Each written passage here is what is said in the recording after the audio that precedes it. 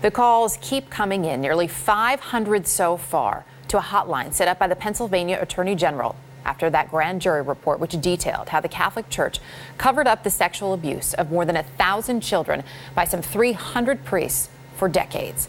I sat down with 4 survivors and with the parent of another victim. They are angry, numb, and empowered by the support they've received and by the strength of each other. They are also demanding action. I would get high before I would have to serve Mass so that I could separate myself from what was about to happen to me. And I was in charge of the altar boys. I got to make the schedule. I would schedule myself so that others didn't have to take it. I did it so that other people didn't have to take it, because I knew I was stronger and I knew I could disconnect. My abuser used to say Mass in our kitchen. In your kitchen? In our kitchen. Where you grew up? Yes, in our kitchen. I was abused for 20 years, and you ask how I separated the two? I split.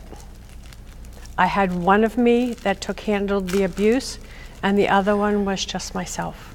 Arthur, you're here to speak for your son, who's no longer with us. But you can continue to give him a voice. What kind of a parent would I be if I didn't continue my struggle and fight for my son? What kind of a person, a man, any human being, would even think about molesting a child, let alone somebody who claims to be a representative of God? And these are the kind of people that the Catholic Church wants to represent them in the community. Spiritual incest, soul murder, that's what I see. Psychological abuse, emotional abuse. Physical. Yeah. But all of these different abuses that we've gone through, they stay with us. We continually think about it and re-abuse ourselves in silence. Why do you think this is such a problem in the Catholic Church? It's not just Pennsylvania. Nope. It's not just the United States. I think it's gone on because it was allowed to go on. These guys knew they were going to be covered for. They knew they were going to be moved. They did it because they could. Is there anything that the Catholic Church could do to regain your trust? No. Not today. Not Not today. No. No. Are any of you do you still consider yourselves Catholics? Oh, I'm Catholic. No. No. I'm not. I go straight to God. Well, I'm not look, my grandparents were from Italy. I didn't have a choice. Yeah.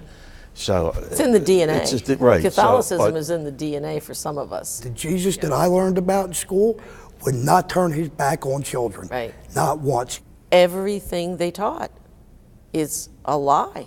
I mean, there's no other word. There's no other word. So am I Catholic? Yes, I'm Catholic, but do I believe anything? Not anymore. Would anything feel like justice for any of you at this point? My day in court. Yeah. My day in court. Let me have just what like everybody else is supposed to get. And it's not about money. It's not about the money. I don't care about money. I never did this for money. I want my day in court. I want justice. There's only one remedy for this, and that's to eliminate the SOL, the statute of limitations, and enact the survivor window. That's the only remedy. Prayers are what got us into this mess. If you had an audience with the Pope, if you could sit down with him and speak to him face to face, what would you say? I would say you need to clean up your act. You need to get your church in order. You need to take all of those priests that have been abusing children and put them in jail. The way I feel now, prayers, penance, fasting, they're all words. I need action. They're not listening to us. He is not listening to us. So I think if Pope Francis wanted to do something, maybe that would be a good place to start. I would tell the Pope, make Jesus proud of you and stop protecting the enablers and abusers. And take these people out of ministry. Make an example out of them. People ask if I will ever get past this. I say no. There are signs every single day that remind me of my abuse. So no, this is till the end of my life. I will always think about this. This family's growing, and it's growing fast, and it's going to be an army, and we're not going to stop, and we're going to keep adding to it, and we're going to force the church to change. And I know this, that you can't buy salvation. You got to earn it.